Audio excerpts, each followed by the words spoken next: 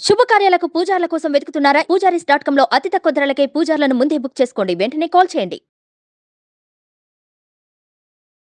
హస్తాంఘ్రి నిక్వణిత కంకణ కింకిణీకం మధ్యే నితంబమవలంబిత హేమసూత్రం ముక్తాకలాపముకుళీకృత కాకపక్షం వందామహే వ్రజచరం వసుదేవ భాగ్యం. భాగవత కథాసుధ తరువాయి భాగానికి స్వాగతం. కువలయా పీడాన్ని సంహరించాడు కృష్ణుడు బలరామ ద్వితీయుడై.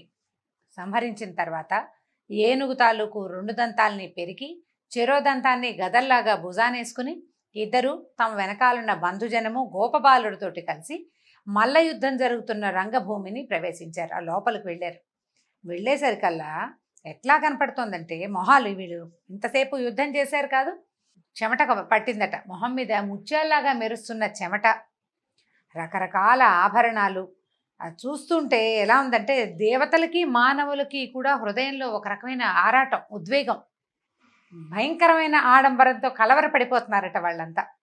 మల్లె మధ్య రంగంలో లోపలికి ఆ రంగంలోకి ప్రవేశిస్తే బలరామ ద్వితీయుడుగా ఉన్నటువంటి మధుసూదనుడైన కృష్ణుడు రౌద్రంగా కనపడుతున్నాడు. మల్లురు అమ్మో వీడు చండ ప్రచండుడురా అనిపించేస్తున్నాడు మల్లురకి. అక్కడి నుంచి అద్భుత రసం, అసలు హేళగా చంపేశాడు ఏనుగుని, ఇంత బాలుడని, కాబోయే ప్రభువు ఇతడు మన ప్రభు అని ప్రజలు భావించారట. అసలు ఎంత సొగసుగా ఉన్నాడో అని మన్మధుడిలాగా ఉన్నాడు అనుకున్నారట చుట్టూతా ఉన్న స్త్రీలంతా. అక్కడి నుంచి భయానక రసంతో కంసుడికి నా మృత్యువు వీడే వచ్చేశాడు నా దగ్గరికి అని అనిపించేలాగా కనిపించాడు. భీభత్స రసంతో, భీభత్సం ఏమిటి, ఒక ఏనుగుని తొక్కి చంపి దాని నెత్తురుతోటి పాదాలు చేతులు అంటుకుపోయి భీభత్సంగా కనిపిస్తుంటే మూర్ఖులు అనుకుంటున్నట్ట, బాబోయ్ వీడేమిట్రా, ఏదో చక్కగా అలంకరించుకుని ఊరు తుడ్డానికి వచ్చిన పిల్లాడు ఈ ఒళ్ళంతా నెత్తురేమిటి, ఈ ఏనుగుని చంపుడేమిట్రా దేవుడా అని వాళ్ళ కొంతమందికి అట్లా అనిపిస్తోంది. అక్కడి నుంచి కరుణ రసంతో ఇంత కష్టపడుతున్నాడు నా పిల్లవాడని తండ్రికి వసుదేవుడికి ఎంతో ప్రేమగా అనిపించింది. చిన్న పిల్లాడు హాయిగా విహరించడానికి వచ్చి ఈ అనవసరమైన ఇలాంటి ధనుజకాండలకి, ఈ దుర్మార్గుల తాలూకు ఆవేశాలకి వాటికి దొరికిపోయాడే నా పిల్లాడని ఆయన చాలా దుఃఖపడుతూ కరుణతోటి జాలిగా చూసుకుంటున్నాడు తన కొడుక్కేసి. ఆయన దగ్గర ఉన్న వీర ప్రతాపం చూసి చుట్టుపక్కల ఉన్నటువంటి దుర్మార్గులందరికీ ద్వేషాన్ని కలిగించాడు. ఎలాగైనా వీడిని కొట్టేయాలనుకుంటున్నారు వాళ్ళు. హాస్యరసంతో ఈ ఏనుగుని కొట్టి దాన్ని తొక్కి దాన్ని తోకపుచ్చుకుని విసిరేసి ఆ దంతాలు లాగేస్తే గోపకులందరికీ వాళ్ళకి మా కులదీపకుడు హాస్యరసంలాగా భాషించింది. వాళ్ళకి సరదా వచ్చింది. పిల్లలకేముంది, ఆయన ఎన్నిటినో చంపేశాడు, దాన్ని కొట్టి దీన్ని కొట్టి ప్రతిదాన్ని కొడతాడు. ఆ కొట్టిన దాన్ని చూసేసరికి మిగిలిన వాళ్ళకి దెబ్బలు తినేవాళ్ళకి బాధగా ఉంటుంది, కానీ చూసే వాళ్ళకి వినోదంగానే ఉంటుంది.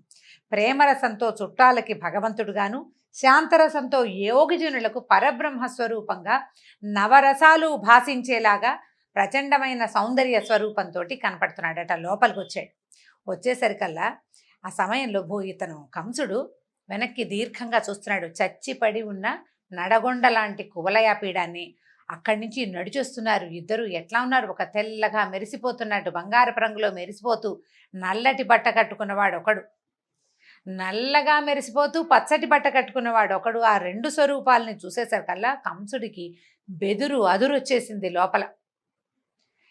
ఏం చేయాలి, కింకర్తవ్యతా మూఢుడుగా ఉన్నాడు, ఏం చేయాలో తెలియటం లేదట. అయితే ఎట్లా ఉన్నారు వీళ్ళు చూడ్డానికి, చక్కగా ధైర్యంగా సాహసంగా కనపడుతున్నారు. వస్త్రాలు పువ్వుల దండలు మంచి మంచివి చక్కగా ధరించి మంచి నగలు వేసుకుని అందంగానూ కనపడుతున్నారు. ప్రతి వాళ్ళకి ఆనందం కలిగించేలాగా కనపడుతుంటే ఆ చుట్టూతా ఎవరైతే ఈ మల్ల యుద్ధానికి చేరారో అంటే ప్రజలందరూ ఎవరి మరణాన్ని చూస్తారని భావించి కంసుడు ఇలా పెద్దగా రంగస్థలాన్ని ఏర్పరిచాడో అక్కడ చేరిన జనమంతా కళ్ళకి తనివి తీరా, ఆ కళ్ళకి పూర్తి సార్థకత లభించేంత ఆనందంగా ఈ రాజకుమారులు ఇద్దరిని, గోపకుమారులు ఇద్దరిని చూస్తూ ఉండిపోయారట. ఎట్లా ఉన్నారంటే ఒక్కొక్కళ్ళైతే ముట్టుకుని కావలించేసుకునేలాగా కనపడుతున్నారు, దగ్గరకు వచ్చేసి మీద పడి హగ్ చేసుకునేలాగా ఉన్నారనమాట. ప్రతి వాళ్ళు ఆనందం పట్టలేకుండా ఉన్నారు. ఏమనుకున్నారంటే విష్ణువు తన తేజో విలాసంతో ఈ భూమిని కాపాడడం కోసం వసుదేవుడి ఇంట్లో పుట్టాడు.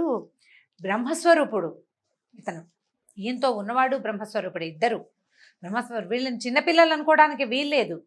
భగవంతుడు పసిబాలకుడైతే ఏమిటి, ఆయన తేజో విలాసం శక్తి ఎక్కడికి వెళ్ళిపోతాయి, బ్రహ్మస్వరూపుడు ఇతను అని భావిస్తున్నారు. అట్లా చూస్తూ ఉండిపోయారు ప్రతి వాళ్ళు.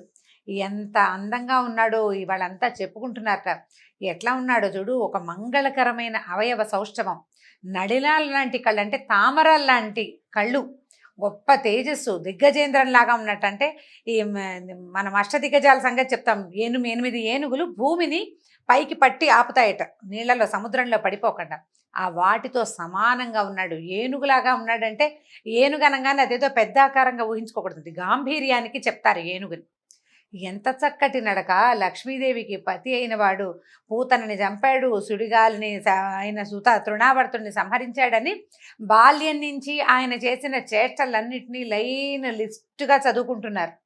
చదువుకుని మెల్లిగా ఆ లిస్ట్ అంతా అయ్యాక, ఇతడు బాలుడు కాదు, మానవుడు కాదు, మానవుల కోర్కెలు ఈడేర్చటానికి వసుదేవుని కులంలో పుట్టిన భగవంతుడే తప్పిస్తే మరొకడు కాదని నిర్ధారించుకున్నారు.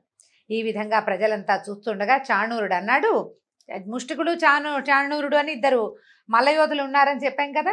అక్కడి నుంచి ఏమన్నారు, బాబు ఏమిటి మీరు అడవిలో గొల్ల పిల్లలతోటి కలిసి ఆవుల్ని మేపుకుంటూ బాగా మంచి యుద్ధం పటిమ వచ్చిందని, మీకు పోరాట పటిమ ఉందని మేము విన్నాము, అందుకే మా మహారాజు మిమ్మల్ని యుద్ధ క్రీడకి పిలిచాడు.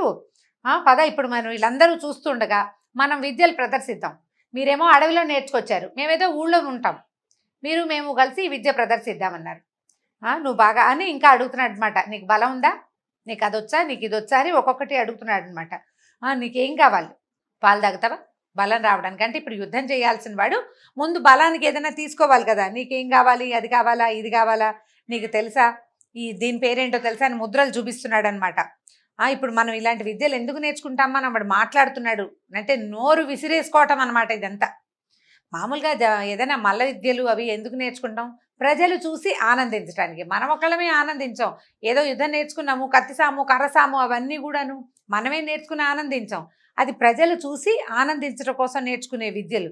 కాబట్టి మనం మల్ల యుద్ధంతో కాలక్షేపం చేద్దాం, రండి రండి అన్నాడు. అనేసరికల్లా కృష్ణుడు అన్నాడు, మాకు తెలియవు, సాములు తెలియవు, మేము చిన్నపిల్లలం, సత్తు ఉంది, మాకు బలం ఉంది, నాకు అది ఉంది ఇది ఉంది అని కూడా మేము చెప్పలేం. మీరేమో మల్ల యుద్ధంలో నిష్ణాతులు, మీ కండలు అవి చూస్తే కనపడుతోంది, వజ్రాయుధంలాగా ఉన్నారు, ఇంత కర్కశమైన దేహాలు, ఇంకా మీతో మేమెట్లా చేస్తాం, మీతో మేమెట్లా యుద్ధం చేస్తాం, మేము చిన్నపిల్లలం కదా అన్నాడు. పైగా మీ రాజుగారికి వినోదం కలిగించే వాళ్ళం కాదు మేము. రాజుకి వినోదం ఎవరు కలిగిస్తారు, రాజు యొక్క పోషణలో ఉన్నవాళ్ళు రాజుకు వినోదం కలిగిస్తారు. మమ్మల్ని రాజు పోషించటల్లా, మేము పశుపాలకులం, మాకు రాజు పోషణ లేదు. కానీ పోరాటాలకి మీరు ఆహ్వానిస్తుంటే, కానీ మీరు రండి రండి అంటుంటే కాదని ఒకేసారిగా ఎలా అంటాము? అయితే సరే, ఒక పని చేద్దాం, నీతో నేను, ముష్టికుడితో మా అన్న బలరాముడు ఉత్సాహంగా పెనుగులాడదాం. నువ్వు పిలిచావు కాబట్టి, నిజానికి మేము ఈ పని చేసే వాళ్ళం కాదు, మాకు రాదు కూడా, కానీ నువ్వు పిలిచావు కాబట్టి, ఇక్కడ రాజు కూడా ఉన్నాడు కాబట్టి మన ఇద్దరం కలిసి యుద్ధం చేద్దాం. ముష్టికుడితోటి మా అన్నయ్య బలరాముడు పోటీ పడతాడు, వీళ్ళందరికీ ఆనందం కలిగిద్దాం. అంటే ఇది కొట్టుకు చచ్చిపోదాం అంటల్లా, కొట్టుకుని సంతోష పెడదాం మిగిలిన జనాలు, అంటే సరదాగా చేద్దామని చెప్తున్నాడు. అయితే చాణూరుడు అన్నాడు, ఓరిని, నాతో పెనుగులాడేందుకు నువ్వెంత వాడివి, నువ్వు నాకు సమానుడు అవుతావా, నువ్వు చూస్తే పిచ్చుకలాగా ఇంతున్నావు, నేను చాలా ప్రసిద్ధుణ్ణి, నీకు ఇలాంటి గొప్పతనం ఉందా, ఈ రాచవీధిలో పోరాటం అంటే కుప్పిగంతులు వేయడం కాదు, బాగా ఆలోచించుకోమన్నాడు. అనేసరికల్లా పైగా ఈ చాణూరుడు ఎలాంటి వాడు బ్రహ్మదేవుడిని ఈశ్వరుణ్ణి మెచ్చుకోడు, అంటే దేవుడు అంటే కూడా లెక్క లేదనమాట, వాడి బలం మీదే వాడికి నమ్మకం. బ్రహ్మదేవుణ్ణి లెక్క చేయడు, విశ్వక్సేనుడిని ఎక్కిరిస్తాడు, తాన సాటి రాడని వాయుదేవుణ్ణి కూడా యుద్ధానికి పిలవడు, అంత బలం కలిగినవాడు, మహాబలం, బలశాలిని నేను. యుద్ధానికి రేపు మాపనం పిలిస్తే వచ్చేస్తాడనమాట. ఇట్లా జగజ్జెట్టినైన చాణూరుణ్ణైన నేను ఒక గొల్లకు చిన్న కుర్రవాడితోటి, అంటే గొల్ల అనగానే మీరు కులాలకి పోవద్దండి, ఇంతకుముందు కూడా చెప్పుకున్నాం మనం, భాగవతంలో ఈ పదాలు వినపడుతూ ఉంటాయి. ఎందుకంటే గోవులని పాలించేవాళ్ళు అని అర్థం. వీళ్ళు సుక్షత్రియులే, చాతుర్వర్ణ్యంలో 4వ వర్ణానికి చెందిన వాళ్ళుగా వీళ్ళని చెప్పలేదు శ్రీమద్ భాగవతంలో కానీ మహాభారతంలో కానీ చెప్పలేదు. వీళ్ళు గోవుల్ని పాలిస్తారు, కానీ చక్కగా వీళ్ళకి యజ్ఞోపవీతాలు అవి కూడా ఉంటాయి. కృష్ణుడికి ఉపనయనం చేసినట్టు స్పష్టంగా వ్యాస భాగవతంలోనే చెప్పబడింది. ఉపనయనం చేశారంటే క్షత్రియులు వాళ్ళు, పేరు అది అంతే. అక్కడి నుంచి నిన్ను పట్టడానికి నేను చాలనా, పైగా నాతో పెనుగులాడతానని అంటావా, రా రా అన్నాడు. నువ్వేంటి ప్రగల్భాలు, కనీసం నా కాలి కిందకి రావడానికి కూడా నువ్వు సరిపోవు, రమ్మన్నాడు. అనేసరికల్లా సరే బాగానే ఉంది కదా, బాగుంది, దానికి రెడీగా ఉన్నాడు, బాగా సిద్ధపడ్డారనమాట. పిలుస్తుండేసరికల్లా ఏం చేశాడు, ఈ పిలిచివాడు మామూలుగా మల్ల యోధులు సాధారణంగా నిలబడితే కొంచెం పెద్దగా కనిపిస్తారు. అదే వాళ్ళు గట్టిగా గాలి కుంభించి జబ్బలు పొంగిచ్చేసరికల్లా ఇట్లా పెద్దగా విశాలంగా కనపడతారు. బాడీ బిల్డర్స్ చేస్తుంటారు కదా, సుమారుగా ఉంటారు. వాడు గాలి బంధించేసరికల్లా ఛాతీ పైకి ఉప్పెంగుతుంది, జబ్బల కండలన్నీ నరాలన్నీ తేలి ఒక వేరే షేప్లో కనిపిస్తుంటాయి.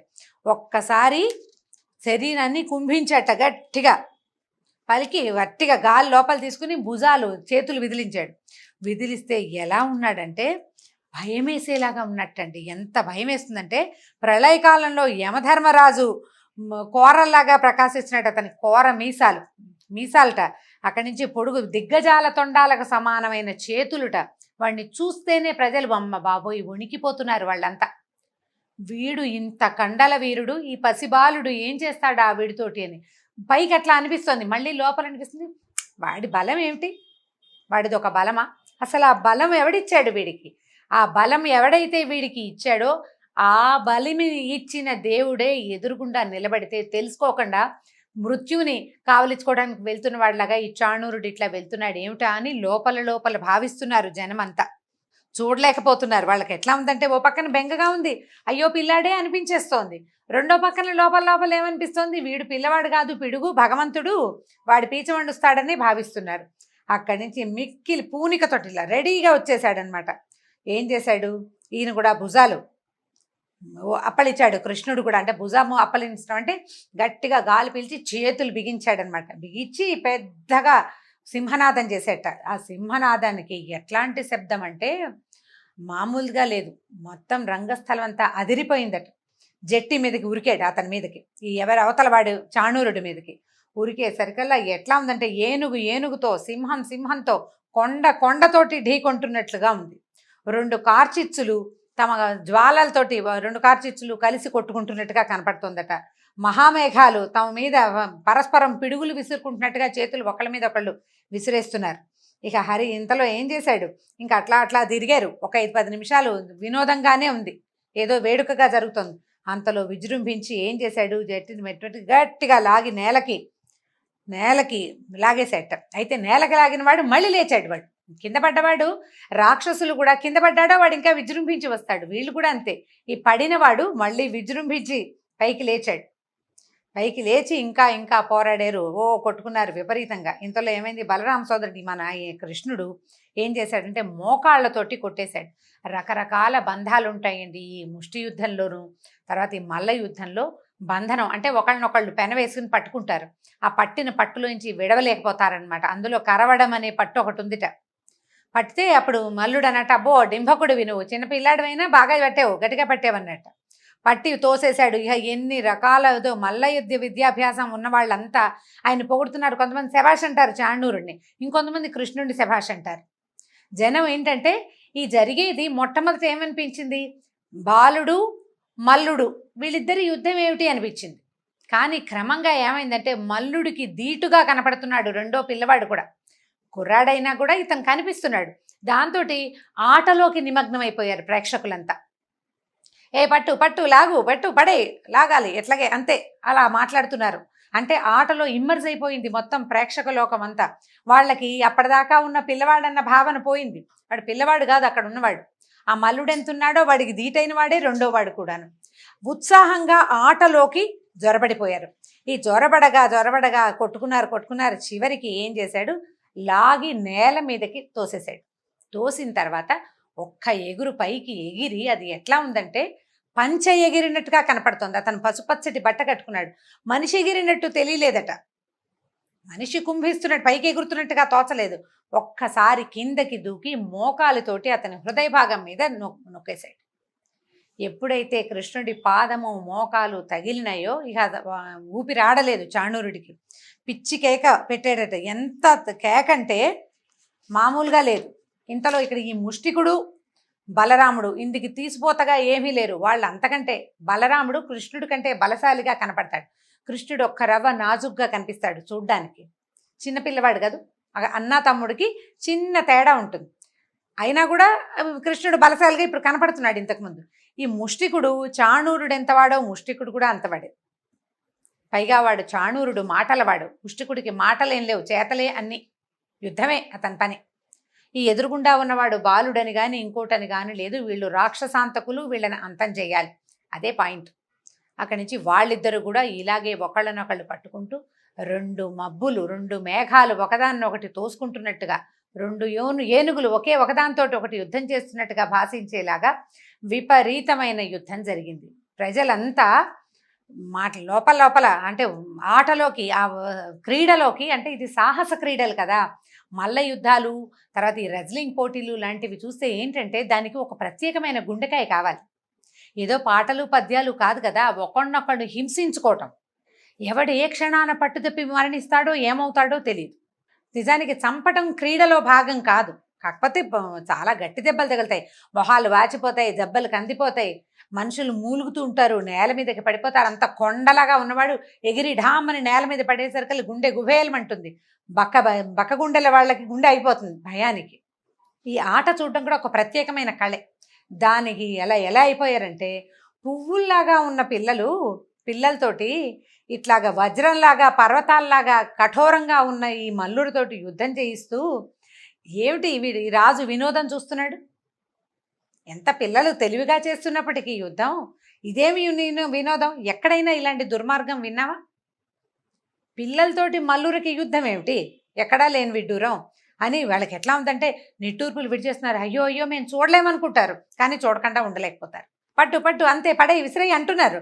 అంటూ లోపల బెంగగా ఉంది. అంటే మానవత్వపు వాసనలు కొన్ని వస్తూ మధ్యలో క్రీడా వినోదం కూడా జరిగిపోతుందన్నమాట. సభాసదులు చూస్తున్నారు కానీ ఈ పిల్లలకి ఈ మల్లురికి మ్యాచింగ్ కుదరలేదని రాజుకు చెప్పలేరు. ఎందుకంటే రాజు కడు దుర్మార్గుడు. చెప్పితే చాలా కష్టం, చెప్పకపోతే ఈ పిల్లలకి ఏదైనా అయితే ఎంత తప్పు. ఎప్పుడు ఏం చేయాలి? యుద్ధాలకి సమానమైన వాళ్ళ మధ్య యుద్ధం, వెయిట్ చూస్తారు, సమానమైన బరువు ఉన్న వాళ్ళతోటే యుద్ధం, ఒకళ్ళనొకళ్ళు పోటీ చేయిస్తారు. పిల్లలు చూస్తే 15 ఏళ్ళు కూడా లేని పిల్లలు, చిన్న పిల్లలు, వాళ్ళేమో జగజ్జెట్టిలు, జగద్విఖ్యాతి చెందిన మల్లయోధులు. ఏం చెయ్యాలో తెలియటం లేదు అసలు.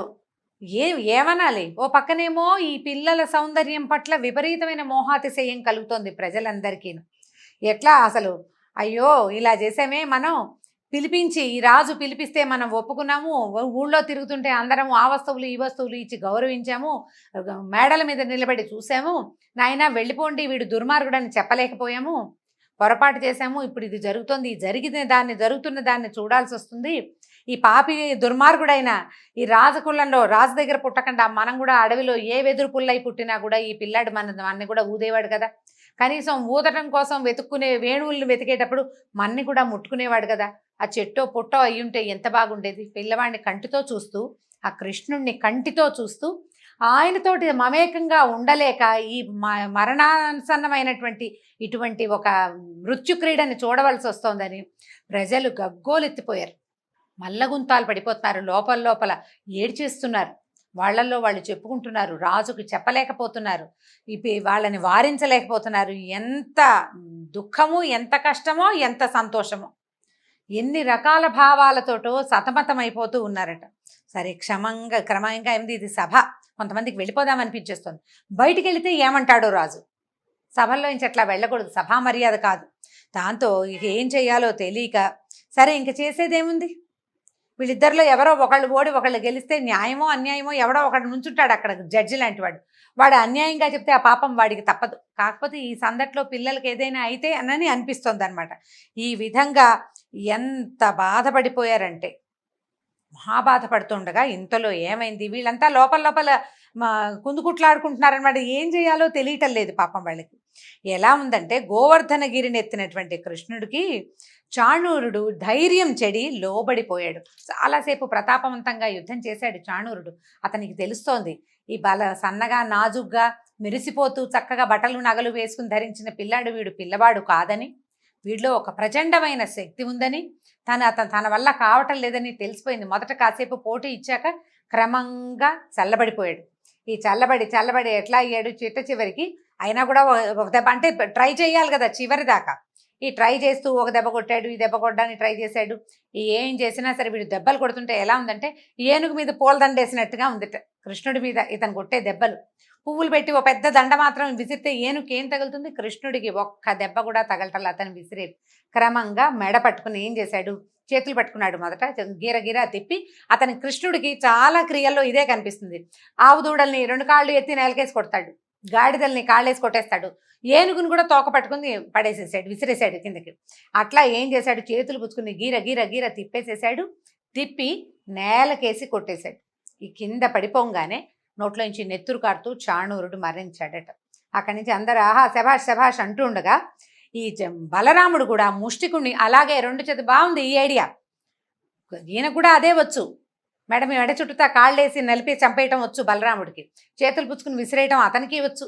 తమ్ముడు ఏం చేశాడో చూసి ఈయన కూడా ఏం చేశాడు? ఆ ముష్టికుణ్ణి 2 చేతులు పుచ్చుకుని గీర గీర గీర తిప్పుతుంటే వణికిపోయారట ప్రజలు. ఆ తిప్పుతున్న వాడు మనిషిలాగా పిల్లవాడిలాగా కనిపించలా, భయం వేసేసిందనమాట. అక్కడి నుంచి ఏం చేశాడు? పడేసి కింద కొట్టేశారు కల్లా. చాణూరుడు ముష్టికుడు కింద పడిపోగానే రెడీగా ఉన్నారు కంసుడి సేన. ఏదైనా తేడా వస్తే ఈ పిల్లల్ని అణిచేయాలి అని భయం వేసింది వాళ్ళకి, భయపడిపోయారనమాట, ఏదో జరిగిపోతోందని. ఈ తగిలేశారు కల్లా ఇక మహావృక్షం కింద పడ్డట్టుగా ముష్టికుడు కింద పడిపోయాడు. కింద పడిపోతే ఒక దెబ్బ కొట్టాడు, ఊరుకోలేదు. మళ్ళీ బలభద్రుడు ఒక మొహం మీద ఒక గట్టి పిడికిలి పోటుతోటి కొట్టి ముష్టికుడిని సంహరించాడు. ఈ రకంగా చాణూరుడు ముష్టికుడు కేవలం గోపాలకుల సంతానమే, వీళ్ళ వల్ల ఏమీ కాదని భావించినటువంటి రాజెందుకో వీళ్ళని ఎక్కువ చేస్తున్నాడని భావించారు చాణూరుడు ముష్టికుడు. వాళ్ళ యొక్క అహంభావానికి ఎదురు శక్తి తెలియక యుద్ధానికి దిగిన కారణంగా వీళ్ళిద్దరి చేతిలో వీరమరణానికి దొరికారు. వాళ్ళిద్దరు వీరమరణం పాలయ్యారు. అక్కడి నుంచి బహుశా వీళ్ళిద్దరి చేతులు తగిలి ఈ చేతుల స్పర్శతోటి వీళ్ళకి విష్ణు సాయుధ్యం లభించుంటుంది. దీంతో భాగవత కథా సుధ ఈనాటికి సమాప్తం. రేపు మళ్ళీ కలుసుకుందాం. నమస్కారం.